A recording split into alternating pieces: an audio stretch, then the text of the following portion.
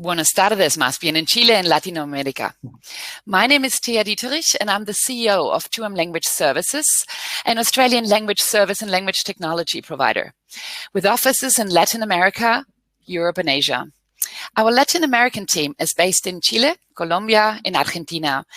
And additionally to translation and interpreting services, we facilitate multilingual meetings through remote simultaneous interpreting on our web conferencing platform. And this is exactly what you're experiencing today. Again, this morning in Australia and this afternoon in Chile. So all you need to do is to choose your language, either Spanish or English, or if you speak both languages, you can choose the floor. You will see that on the bottom left on your screen is the channels.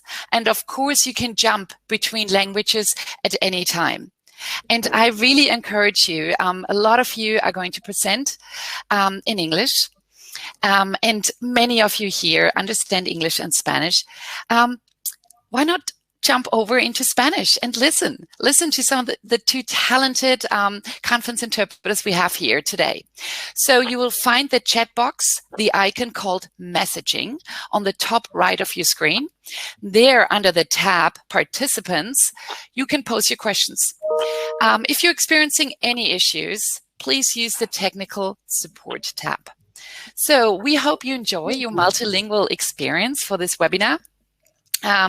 This 2M multilingual web conferencing can be used standalone, as we're doing this morning, but it can also be combined with your existing platform, Zoom, WebEx, and you can use what you're usually using, and which is Stream. So thanks to our interpreters, as well as to our tech engineers who are making this happen for you today. And of course, thank you to ALABC, the Australian Latin American Business Council, and the great lineup of speakers we have this morning. So over to you, ALABC. The floor is yours. Thank you very much. Can you hear me well? Can you hear me? Yeah? Perfect, okay. Perfect. Good morning and good afternoon, everyone, and welcome to our Latin American webinar series of 2021. My name is Marcelo Salas, and I'm the CEO of the Australia Latin American Business Council, and also I'm the Executive Secretary of the Australia-Chile Business Council.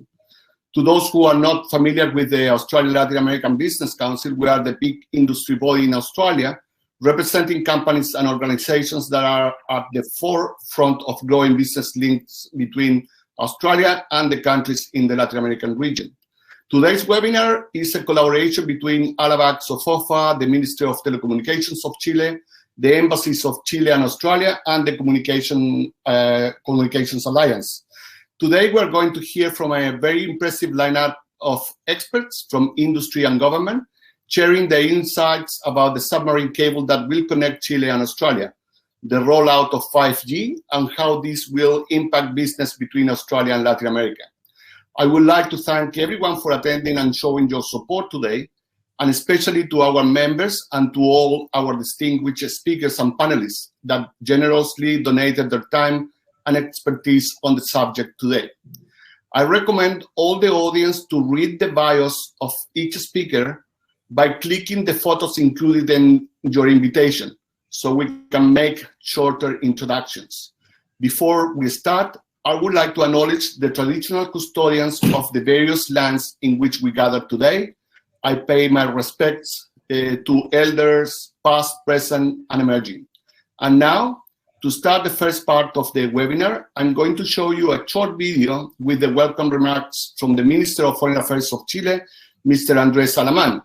Then I will pass over to the Vice Minister of Telecommunications of Chile, Pamela Guidi, who has a long career in multinational companies such as AT&T, DirecTV Latin America. And finally, John Stanton, the CEO of the Communication Alliance in Australia, will take over to moderate the panel with our experts. John is a seasoned communication industry executive working for ASX-listed telecommunication carriers and companies like Intelsat in the UK and USA and Telstra in Australia. Please, let's go ahead with the video. Thank you very much, everyone. Ladies and gentlemen, first of all, I would like to thank the Australia-Chile Business Council for inviting me today to participate in the inauguration of this webinar. I take this opportunity to congratulate the organizations behind the creation of this new Business Council, SOFOFA, from Chile, and the Australia-Latin America Business Council. I firmly believe this initiative will have a relevant role in strengthening the friendly and solid bilateral relation that Australia and Chile have built for years. Today, we are actively working to overcome the humanitarian, economic, and social effects of the COVID-19 pandemic. Digital technologies have played a fundamental role in addressing the many challenges of the current crisis. Not only has digitalization facilitated connectivity, allowing for telemedicine, teleworking, and online education services to now be delivered digitally, but also simplified trade and enabled the development of new innovative technologies that help us monitor and analyze the spread of the virus. Chile firmly believes that international trade is key to mitigate the adverse impacts of the pandemic on the economy, as well as to promote a sustainable and inclusive development. In the road towards achieving economic recovery, topics such as green transition, digitalization, innovation, and sustainable productivity will offer growth opportunities for business in our countries. Meanwhile, emerging technologies such as blockchains, artificial intelligence, and the so-called Internet of Things are positively altering the trade landscape. Further, the digital economy has facilitated international trade through paperless trading, express shipments, cybersecurity cooperation, and data flows. Digital infrastructure is one of the main pillars of the modern economy. In this sense, Chile is rapidly developing a digital expansion process, which includes as a priority obtaining improved digital connectivity between our country and the Asia-Pacific region, which we are sure will also contribute to improve integration between our businesses. Regarding the Trans-Pacific Cable Digital Gateway, this Chilean initiative seeks to connect both coasts of the Pacific for the first time. The project involves an engineering challenge of more than 13,000 kilometers across the Pacific Ocean, making it one of the longest submarine fiber optic cables in the world operating in high-depth areas. The route defined for this project goes from the Chilean coast to the coast of New Zealand and Australia. Within America, the project will facilitate connections between Chile, Argentina, Paraguay, Uruguay, and Brazil, with the possibility of adding in the future other countries such as Peru and Bolivia. The construction of this cable will reduce the distance between our continents and will facilitate the deployment and implementation of new disruptive and cutting-edge technologies such as 5G, communications, and artificial intelligence, boosting digital interconnectivity, science, trade, and investment. Due to its extension and scope, the initiative involves multiple stakeholders in Asia, Oceania, and South America. For that reason, it is essential for Chile to have strategic partners that will secure the successful construction and maintenance of the project, while at the same time ensuring that it will be financially sustainable. Australia is a key strategic partner in this context, and we hope that it will actively promote the participation of its investment groups and private companies in this project, as well as with other countries in the region. To conclude, I would like to take this opportunity to highlight that Chile and Australia share a vision for continued prosperity not only in the Asia-Pacific region, but in the world. Therefore, it is important for our countries to deepen regional digital integration, allowing us to build a better future for all. I wish you a productive discussion on this relevant issue today. Thank you very much for your attention. Vice Minister, the floor is yours now. Thank you. Dear Mr. Todd Mercer, Australian Ambassador to Chile, dear speakers at this webinar, good morning to all participants in Australia and good evening to all participants here in Chile. I am delighted to participate in this webinar. Thanks to ALABC and SOFOFA for the invitation. This is especially significant knowing the telecommunications infrastructure is a key enabler for digital business. Additionally, looking ahead to a post-pandemic scenario, the role of telecoms networks becomes even more significant. 3 years ago, this Undersecretary of Telecommunications in Chile decided to move forward to make Chile a digital hub. We decided to focus on 3 pillars and work on them, of course. First, to double up the fiber optic in Chile to strengthen our backbone, really. Second, to increase international connectivity. And third, roll out 5G networks and the deployment of 5G ecosystems. For the first pillar, we are deploying more than 15,000 kilometers of optical fiber, both terrestrial and submarine, for high-capacity domestic networks. This deployment will allow all municipalities to have access to a fiber optic connection, doubling the current backbone capacity of data transmission within our boundaries. Alongside of that, the second pillar, we have worked strongly to enhance international connectivity.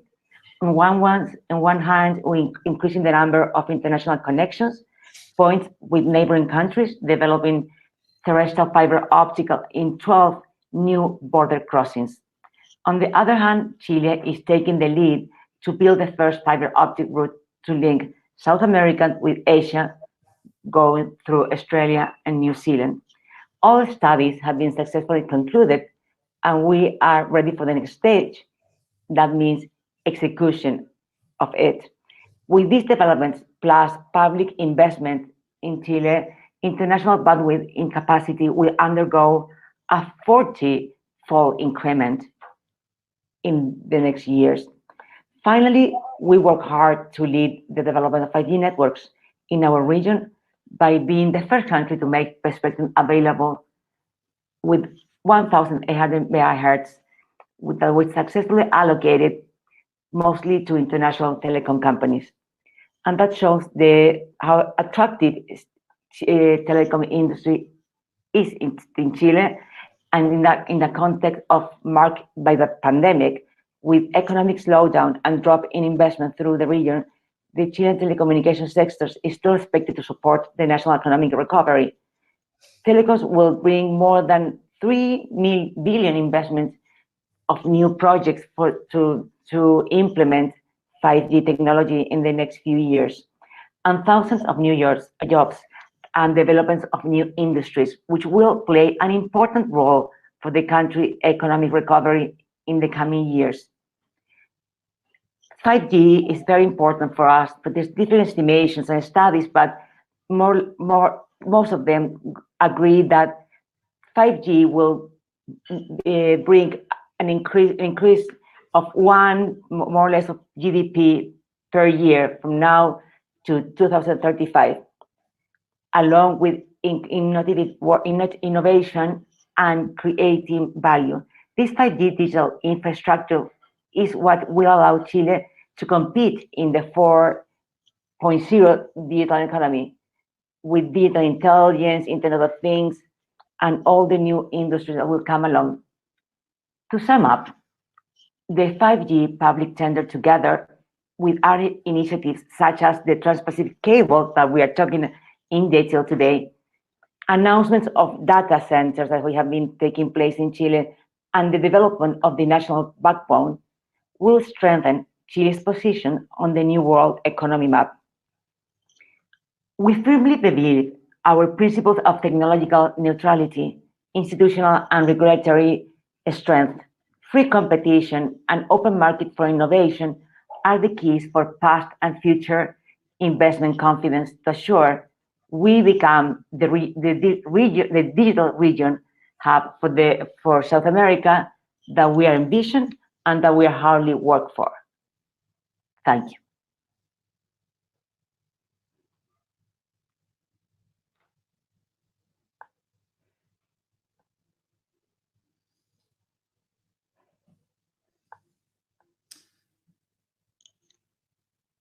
Minister, it's John Stanton here from Communications Alliance. Thank you very much for those insightful remarks. I acknowledge and thank you for your presence at today's event. And also would like to acknowledge the ambassadors and all of the speakers and participants in today's event, and of course everybody else attending it. I must say, I think that the opening up of new digital pathways between Latin America and Oceania is incredibly important, and not just from the Latin American side, but from the Oceanic and Australasian side, and extremely well timed as we hit the age of the next great disruptor, the Internet of Things, and the impacts of two immensely powerful new global enablers, 5G and artificial intelligence.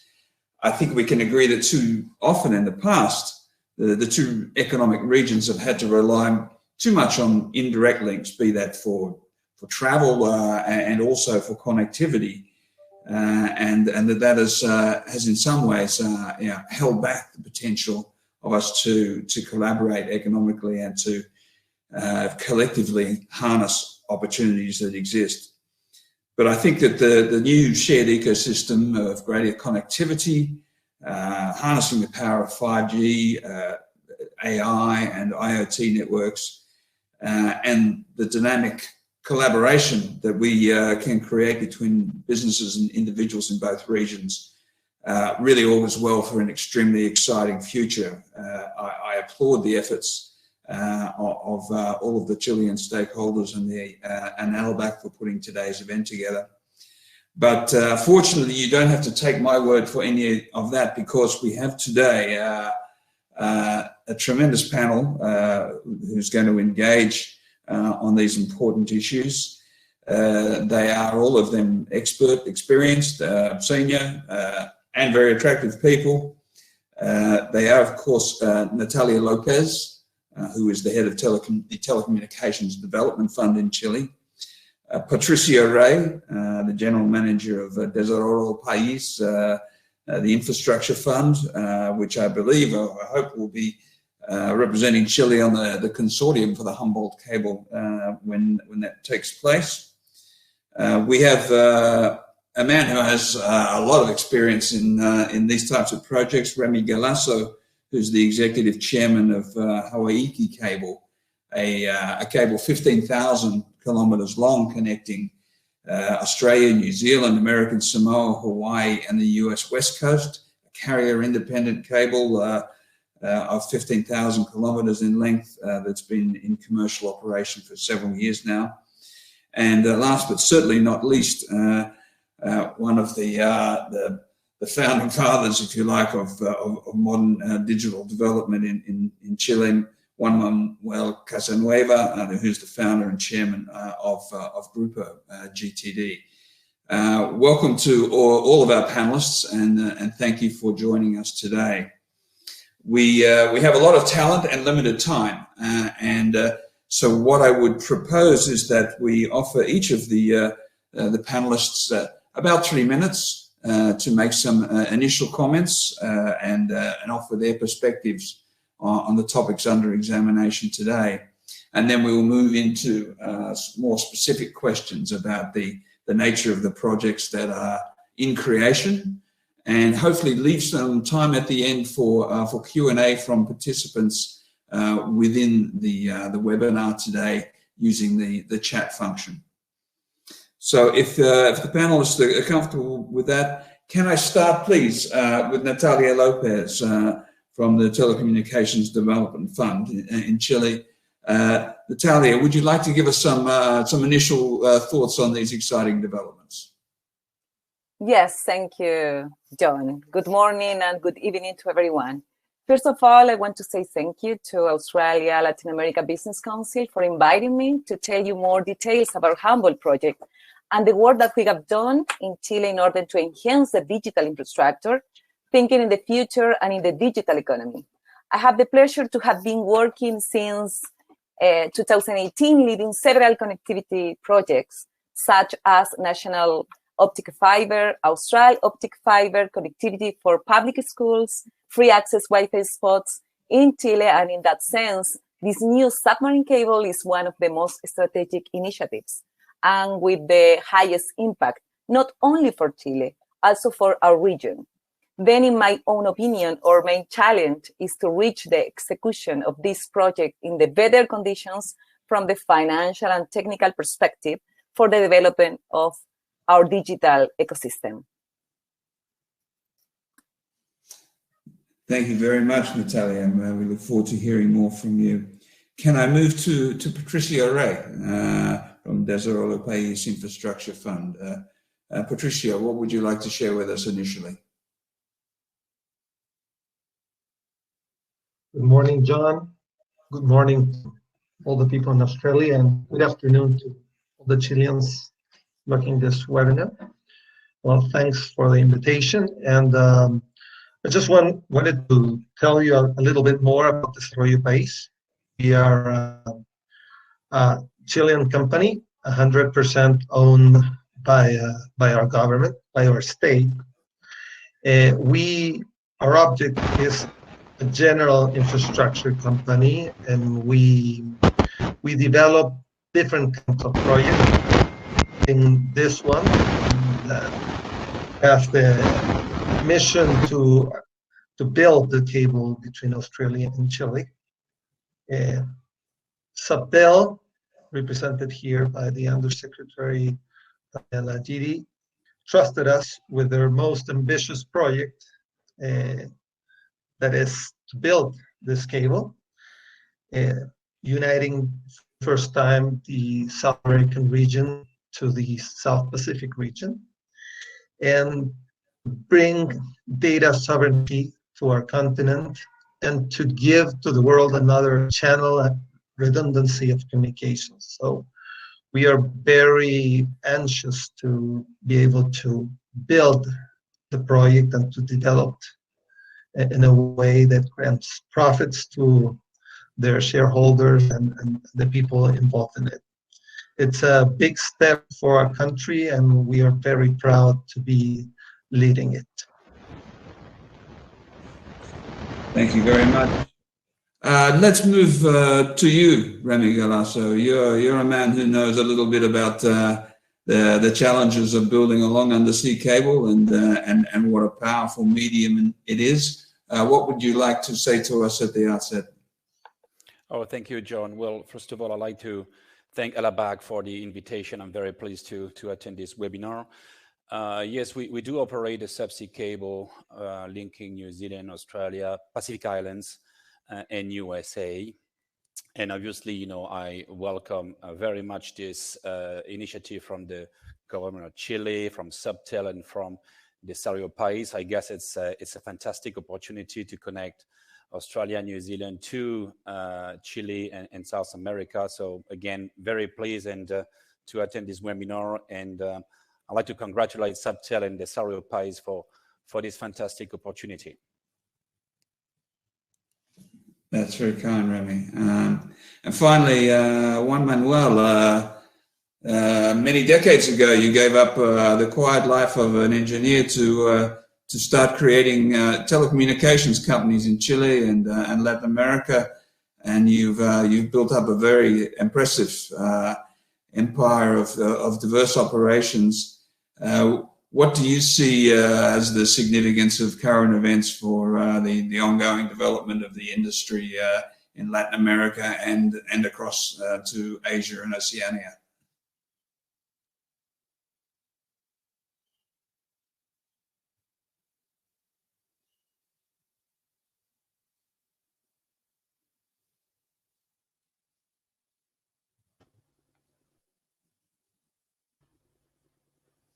¿Me oye alguien? I Ya, can pero hear yo no you. oigo nada. Cannot hear anything. Can anyone hear me? I cannot hear a thing. So you've asked me the question? Okay, so it's my turn. Oh, it's real weird for me because I can't hear you guys. Anyway, so about this cable, I think this is the question.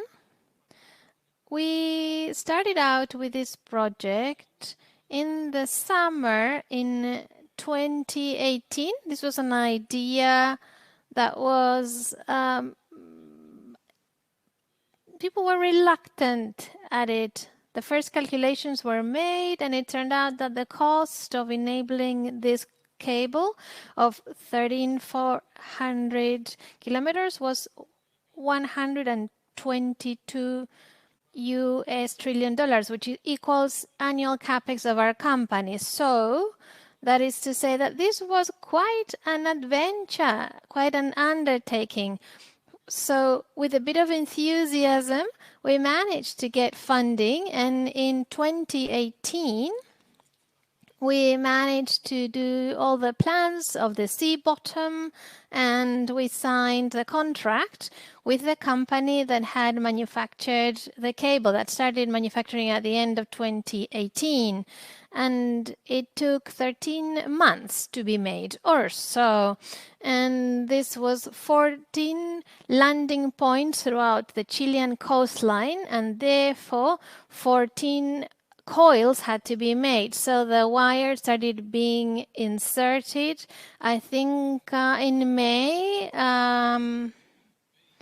2020, if I remember correctly, and was completed in December. We didn't have any hiccups except a few incidents in some sites in which neighbors were convinced that optical fiber was going to produce a huge environmental risk, which was a problem, this misconception. And sometimes it's hard to solve this kind of thing when people are just oblivious to facts and they get it into their heads that it's one way, and then in the end we managed to have the cable going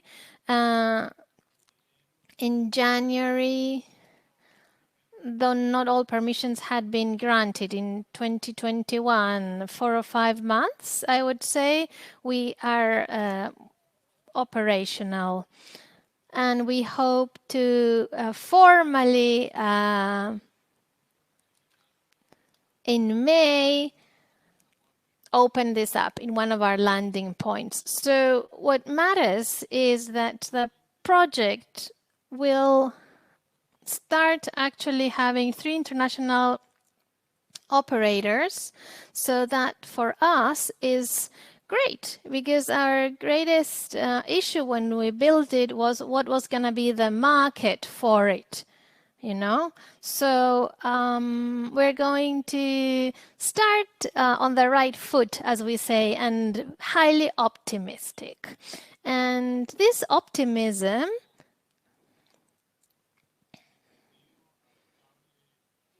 I carried to the humble wire or cable, which I got to know in 2018 when Miss Pamela started discussing this project. And at first, I must say, I thought it was a little crazy.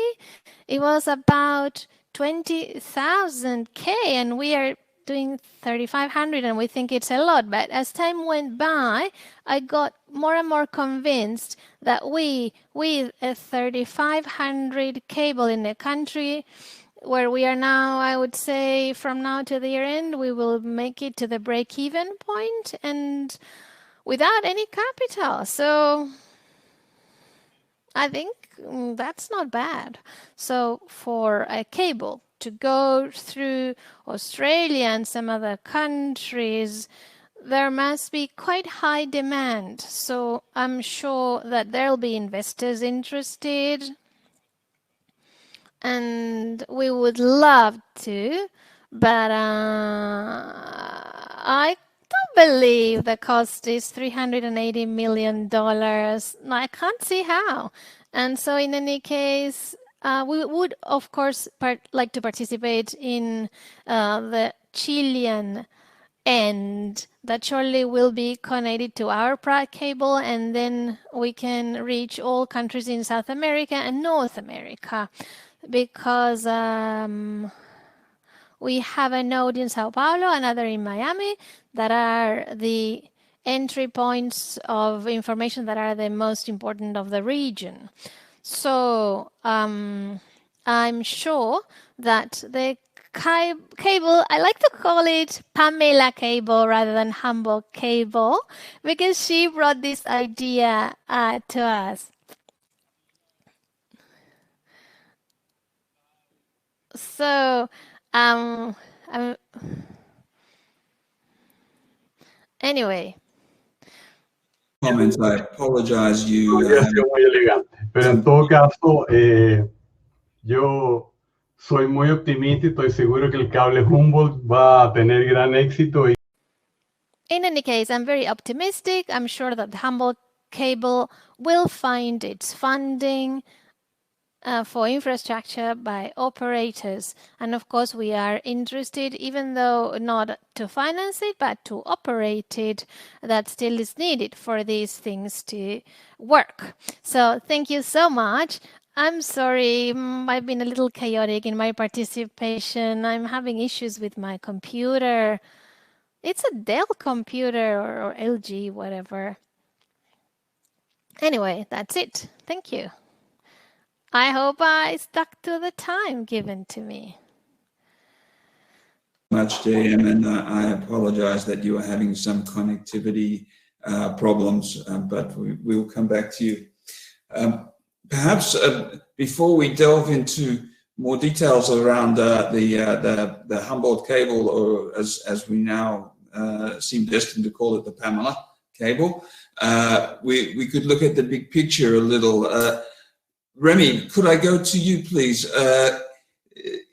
Can you give us your view on the current global international connectivity market and where this project would fit into the state of play that you're seeing around the globe at the moment? Well, thanks, John. Well, first of all, as we all know, international connectivity market is growing super fast. On most of the routes, international traffic is growing by 35% to even 40% a year. It's massive. The main driver is simply the global creation of information, the creation of data. Let me give you two examples. Do you know that 300 billion emails are sent every day in the world? Another one which I like is about WhatsApp. We are all using WhatsApp, right? Every single day, 65 billion messages are sent on WhatsApp. So we have to find a way to store all those data and to carry all those data. So let's take a step back and have a look at the total volume of data produced in the world. In 2010, the total volume of data globally represented approximately 2 zettabytes, which means 2 billion terabytes. 2 billion terabytes in 2010. 10 years later, in 2020, it was 60 zettabytes. And the industry is forecasting 150 zettabytes by 2024. So this is really exponential. So we are on a super fast growing market, and the digital industry will definitely need more and more data centers and new submarine cables to interconnect those data centers. The largest players in the subsea cable industry are obviously the GAFAM, Google, Amazon, Facebook, Apple, and Microsoft. They already represent more than 60% of global international traffic. and they keep growing. So basically, we are building new submarine cables right now to address the GAFAM capacity requirements. We've seen in the past 3 years many new data centers built in Australia, Sydney, but also Melbourne and Perth, New Zealand and Chile. And this is the reason why it makes sense, to my opinion, to build new subsea cables.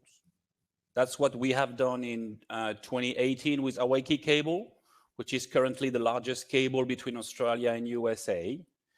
And in Chile, this is also what Google has done in 2019 with the Curry cable linking Valparaiso to California. So in a nutshell, super fast growing market, and we have to build new infrastructure, John, to address it.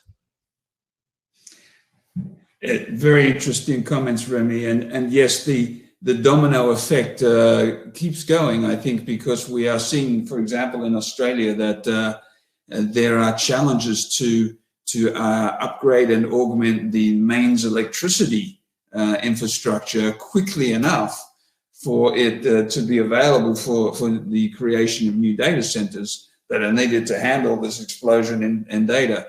So all the way down the supply chain, there are challenges to deal with this level of growth. Thank you. Can I go back to Natalia? Can you give us your thoughts on the results of the feasibility study that you've been involved in, and where you see as the next immediate key milestones and steps forward? Thanks, John. Yes, sure. First of all, I want to remark that the Remy said, because traffic in South America increases year to year at steady rates, even more drastically after the pandemic time. So our region demands capacity and diversity to satisfy its increasing requirements. Related with the feasibility study, this study analyzed requirements, opportunities, and risk if a cable from South America to the Asian Pacific is deployed. Different routes were evaluated from the commercial and technical perspective, and the main outcome of this study is that the submarine cable to Australia is the optimal route. Australia is a strategic location that allows us landing at a competitive and open market, and also allows us to reach Asia through Sydney's submarine cables. The feasibility study also forecasted traffic between South America and Asia Pacific for the next 20 years. And it shows that there is a high demand driven by new technologies, such as 5G or Internet of Things. Finally, the feasibility study concludes that this will be a disruptive system in the Pacific, as it will be the first Trans-Pacific system, though the Southern Hemisphere, bringing a lot of advantage to the landing countries like Chile and Australia, as lower latency and higher capacity. The study also recommends to establish key partnerships with players in the Asian Pacific with experienced customers and their own infrastructure, especially in Australia, where the cable will land. We took note on this, and our next steps are focused in seeking partners in the Asia Pacific market. Can you talk to us about the status of those potential partner agreements? Because you have not just a landing point in Australia, of course, but other nations along the way, and a very complex set of arrangements to put in place to make everything work. Are you confident with the way that those arrangements are progressing? I can tell you about the progressing that we have done in our region. As you may notice, the demand aggregation is essential for our project. So Humboldt must ensure that it is capable of aggregating demand from South America to Australia and Asia, offering added value of being direct route to Asia Pacific that reduce latency significantly. So in order to achieve that, the government of Chile, as the promoter of this Humboldt cable, has been promoting agreements with its neighboring countries to offer them the opportunity to be part of the project. There is a win-win relationship as is encouraged any party involved to allow access to different countries in the region to first Asian Pacific route.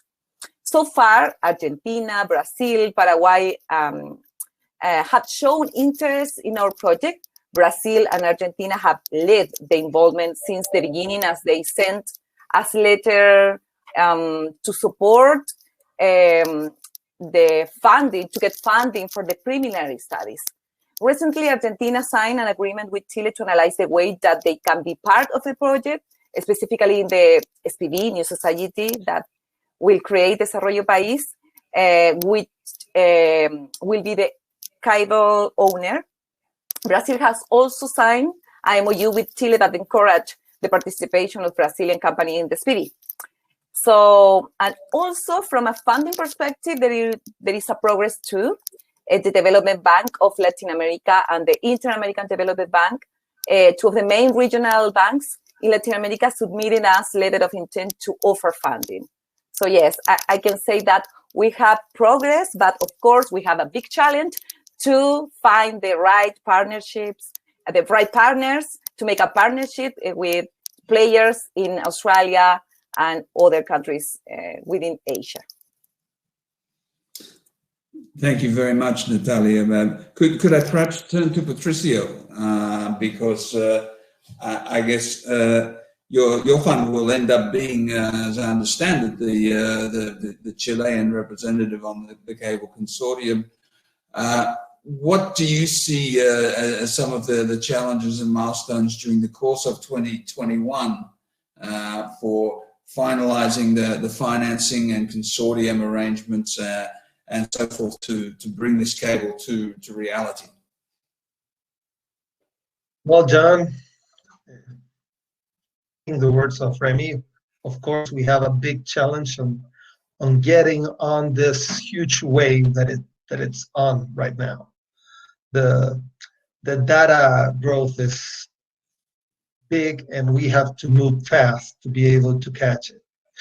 So right now we have a few challenges that are building this SPV the fastest we can. We are already working with that and working with Argentina. That's the main, that's the first partner that it's available to start working. But we also have to find the strategic partner. As I told you before, we are a general infrastructure company. We are not specialized in telecommunications. So we need to find a partner that could help us to develop and operate this cable along all the participants in the SPV. So those are the main challenges for this year. And as fast as we can, start doing pre-sales for the project to be able to raise the funds to build it. And are you confident in terms of the process of identifying a strategic partner? Do you have candidates in mind? Well, there's big lists of possible candidates. Natalia has worked along with us doing that identification process and looking at possible partners. We are trying to do the most transparent process to bring that partner on board, and been talking to companies in your region about the goods of this project.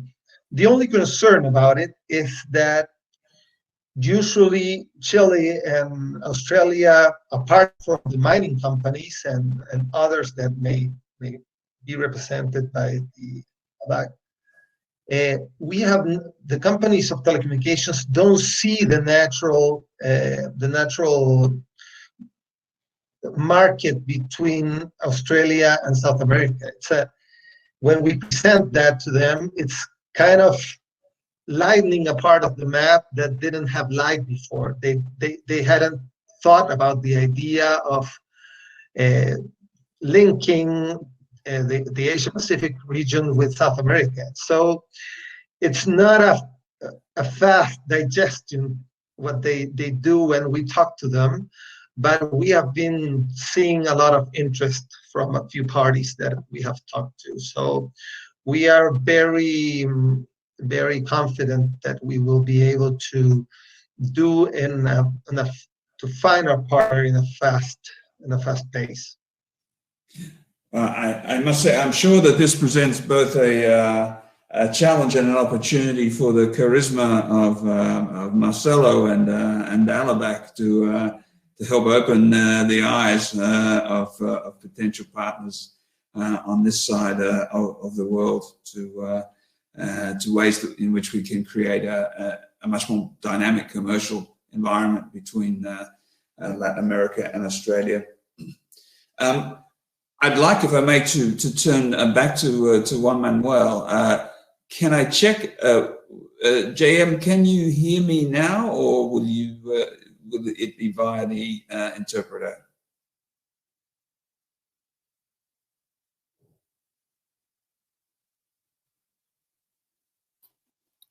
Hi, John. I don't think he can hear you. Right. Can the interpreter relay a question for us? I can send him the question, but I'm not sure if he's still connected because I cannot see him in the screen. John, he's trying to reconnect, so at the moment he's not in the room. Yeah. Oh, I see. Okay. Well, then look, we'll come back to him when he can rejoin us, I guess. Time-wise, we're close to our allotted period for the initial panel discussion. Let me see if we have questions from the group. I can't see any. Can anyone else see anything in the chat room from webinar participants wanting to ask questions? No, I don't see any questions. We can, yeah, the floor is open now. So if anyone wants to make any question to the panelist, you can write it in the chat box. One of the things that I'm interested in is the way that we make the connection, not just in terms of of undersea capacity, but collaboration around 5G, IoT, and artificial intelligence. We have a pretty active 5G rollout occurring in Australia right now among the three major mobile carriers. I know that I think there are 4 mobile carriers in Chile. I'm not sure how many of them are actively rolling out 5G at the moment. Can any of the panelists give us a comment on the rate of 5G network rollout and take up in Chile right now? I'm not a panelist, but I'll take that question. That's all right. Okay, we conducted a very successful process. We have 4 bands that we did a tender simultaneously, but independently. And we had 4 companies, 1 spectrum for deployment, but 3 for nationwide. And that means that we'll have a very fast deployment of at least 90% of the population in Chile in the maximum time of 2 years with 3 bands, 700 LOUS and 3.5. With that, we feel very comfortable. It will be massive and fast, as I said, but also we took a special consideration to make sure we had specific areas that were key to economy in many years, like airports, ports, some logistics routes, and some more specific places that are going to be covered, as well as the 90% of the population. So we are working on that already. I think we're going to be starting seeing deployment in the second half of this year. That's fantastic. Congratulations. One of the other elements, of course, is the Internet of Things and its relationship not just to leveraging 5G, but to international communications and new opportunities more generally.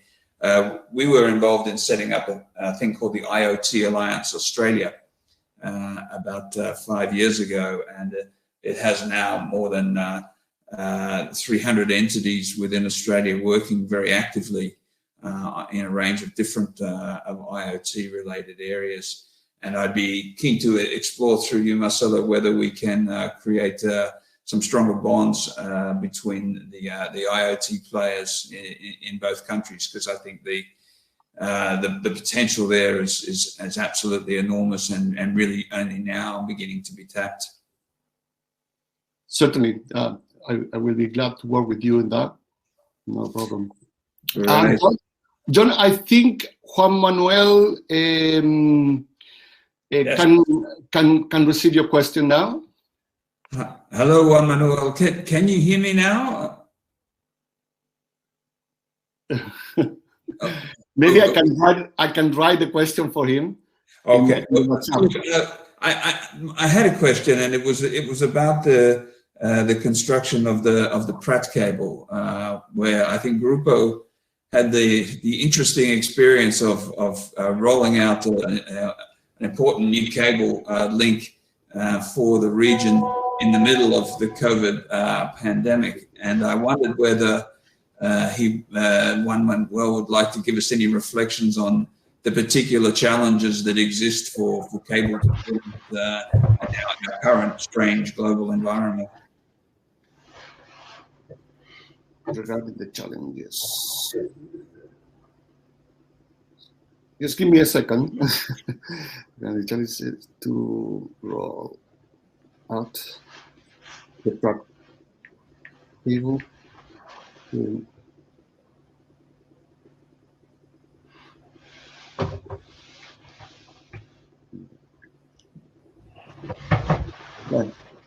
Kamala, can you answer the question? Yes, but I don't want to talk about or GDT, but of course there was a problem. We have a lot of quarantines in Chile. ¿Se escucha lo que yo digo, Pamela? Sorry, Pamela. Sí. Sí. Ya. Perfecto. Aquí me transmitió Marcelo.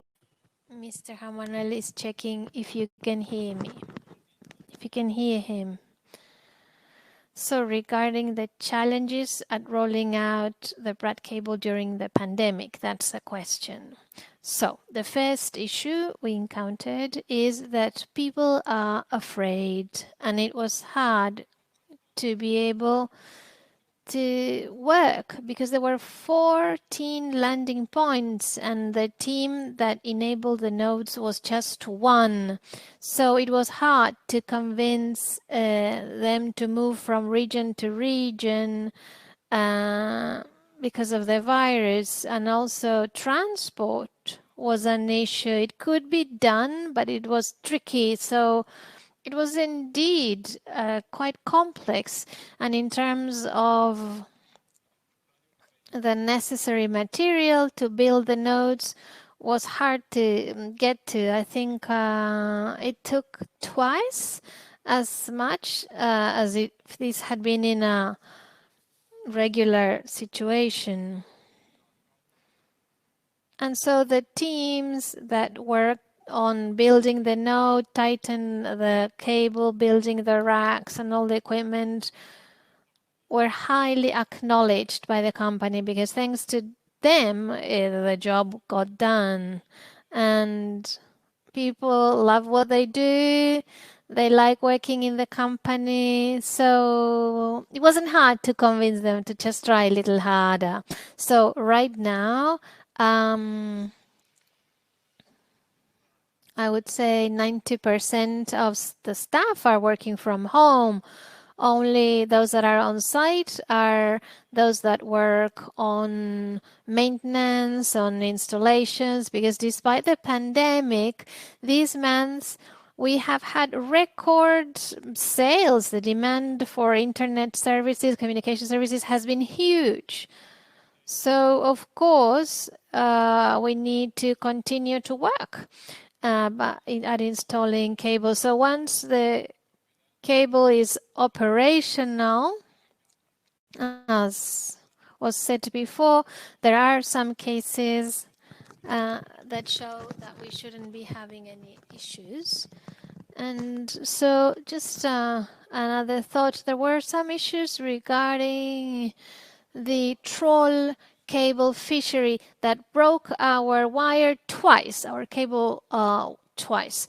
So fortunately it wasn't a complete cut, but just a few threads. And of course, as you know, to fix them is very expensive. But this is something that is gonna be solved if nautical charters show that this cable is there. This can be prevented in the future. We did not envision that this could have happened, of course, but twice our cable was cut. But it wasn't noticeable at first because it continues to work because some threads remain active. We are shooting some film, although not with actors, of course, but because we thought it was interesting to document this work and how things are taking shape, how this cable was deployed, and how it was inserted on land and underwater. And nodes, of course, as well. So an important issue of this underground table, when it's on land, of course, as you know, we must reach the high demand points. The case of Santiago or Valparaiso, we had to build a network of over 100K online in order to get to Santiago with fiber. So the same happens for some other urban sites down south and in the north that are not coastal states. So within the budget, you must consider that point very well. So for Humboldt cable, if it reaches one of the 14 points, then it can make it to the other ends of the country. But in our case, this didn't exist. So this is something that is relevant and I think should be considered. Other than that, as we say, you need to build before you insert the underwater cable. Then there was the issue of the tenders for the equipment. I don't remember the brand. It was a German company, the winner, that I guess may have some Chinese product in it, but the logo said Germany, and that's what people care about, especially now. And that worked really well. And we had no issues, as you know, or maybe you don't know.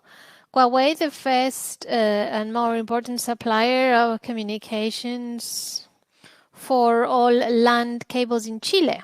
So it was quite likely that Huawei would win, but for some reason they turned out to be more expensive.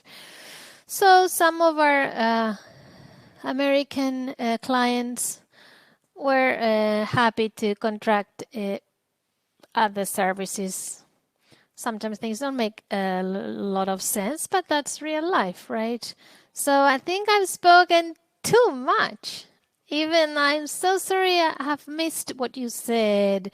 I'm terribly sorry, but still I'm available personally or by email. If you want to contact me, I'll be happy to answer despite our time difference. So it's good to avoid doing it at 3 a.m., right? And we do appreciate the insights into the challenges you've had to overcome in putting in place the Pratt cable. It's some very interesting lessons there. Ladies and gentlemen, we're getting close to the end of our allotted time. We do have Todd Mercer the Australian ambassador to Chile lined up to give us some closing remarks. But before that, can I just offer to you, Minister, and to the panelists an opportunity to make any closing comment, something that we may have missed that you wanted to inject into the conversation in the couple of minutes we still have available. The floor is open to you. Yes, to invite any company in Australia that is listening to us. I know Remy's company is interested. We are going to be working very hard in the last year of government that we have to leave this in place for the future generations to take advantage of really all the work that Chile is doing to lead telecommunications in South America. Thank you. Thank you, Minister, and congratulations to you and your government for this initiative. It's forward-looking and very important, I think. Others who would like to make any final comment?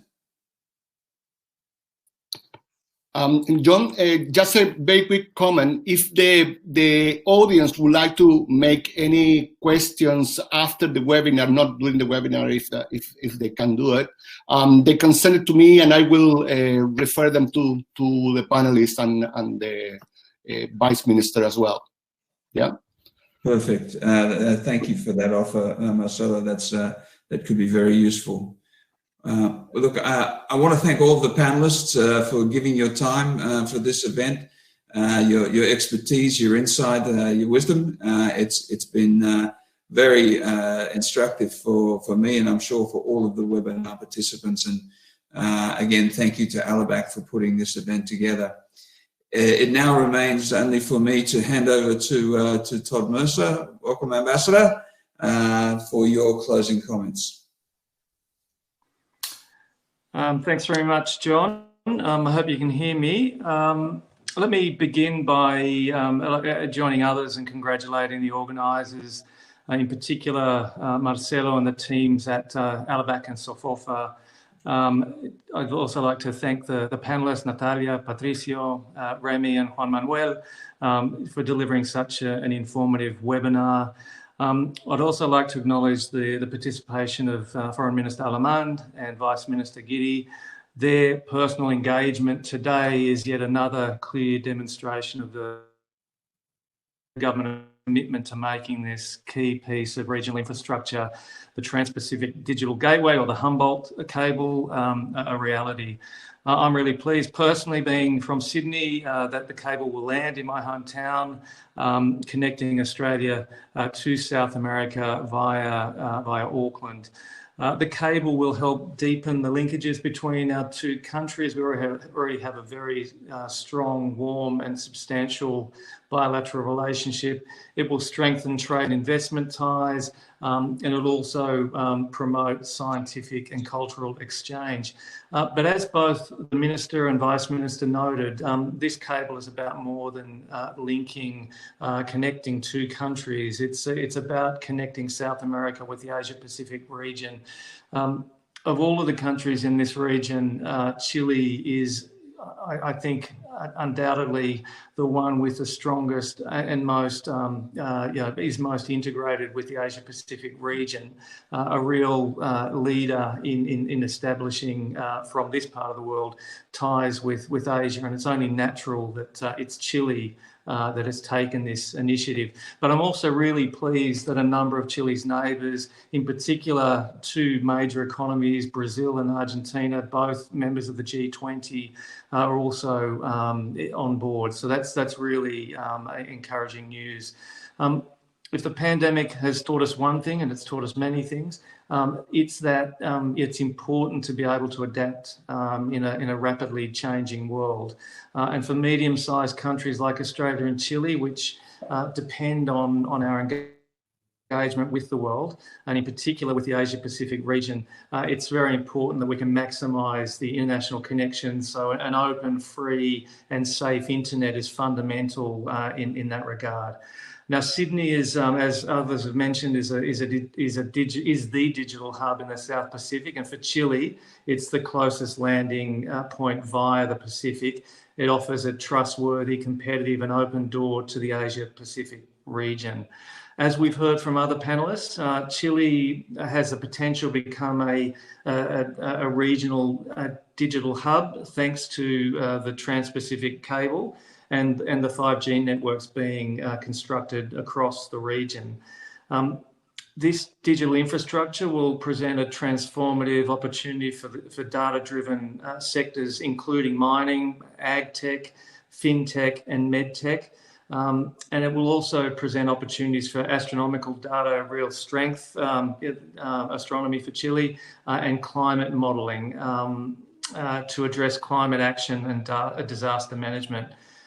Chile is already attracting world-class data-driven projects like the CSIRO and Data Observatory's Open Data Cube, which harnesses Earth and ocean satellite observation data for use in water management, agriculture, and urban development. As always, and as the Vice Minister offered, if any Australian companies participating tonight are considering entering Chile, the Chilean market, I'd encourage you to contact the embassy, the Austrade team. We're here to help you in that endeavour. So in closing, once again, congratulations to all involved in today's event. Really encouraged at the level of participation, and thank you to everybody that took the time this evening or this morning to be involved. Back to you, John. Thanks very much. Thank you very much, Ambassador. And I think it remains only for me to hand back to ALABC and 2M to finalise proceedings today. Thank you very much, John. Just again, if you need to ask any question, apparently we have some difficulties with the chat box.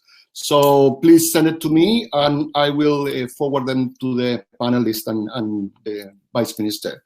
So thank you very much once again to everyone, to the participants, and also especially to the Vice Minister, Pamela Guidi, and the Ambassador, Todd Mercer, and all the rest of the panelists, and especially to John for moderating this panel. I think it was really interesting, and I apologize for the technical difficulties, but we're still learning about these new technologies. We hope to see you soon in person, possibly here in Australia. So thank you very much for everyone. Thank you. Thank you. Thank you. Thank you very much.